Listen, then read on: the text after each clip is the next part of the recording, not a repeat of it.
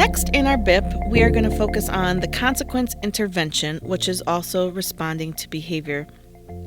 This correlates with section number 15 in the TATE, where it says a minimum of one strategy that eliminates the maintaining consequences, i.e. the function, identified in the hypothesis and is described with sufficient detail to implement. And so it will change the way that others respond to the problem behavior.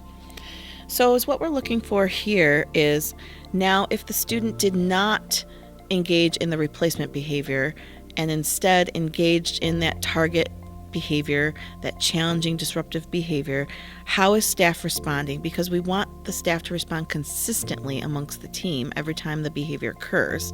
And we also don't want to reinforce that challenging, negative, unwanted behavior. So we want to put strategies in that will hopefully not reinforce that behavior. So at the top of our BIP in this section, you can copy and paste the typical consequences that might come after that behavior. So for example, if Johnny's eloping out of the room and not asking for permission and not giving his break card, then he gets to run around the hallway for the rest of math class. That's typically the typical consequence. But now that we're putting the BIP in place, what do we want the consequence to be if a staff member, sees him leaving the room without permission or finds him in the hallway? In the what section, where we list response strategies to the behavior, an example of something that we might say is that the teacher will notify the social worker. The social worker will remind Johnny that he needs to give his teacher the break card in order to leave the room, and take him back to the room and have him give the teacher his break card. So that's an example of how staff can respond consistently when the behavior does occur. Describe when the strategy will be used. So for example, we might say when Johnny elopes from the classroom. And who will be implementing this strategy?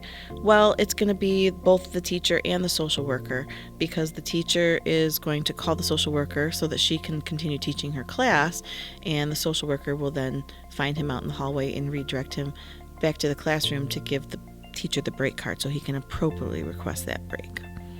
In order to get 2 points for number 15 on the TATE rubric, at least one strategy is identified in the BIP to minimize reinforcement of the problem behavior, and it's linked to the function and is described with enough detail to implement.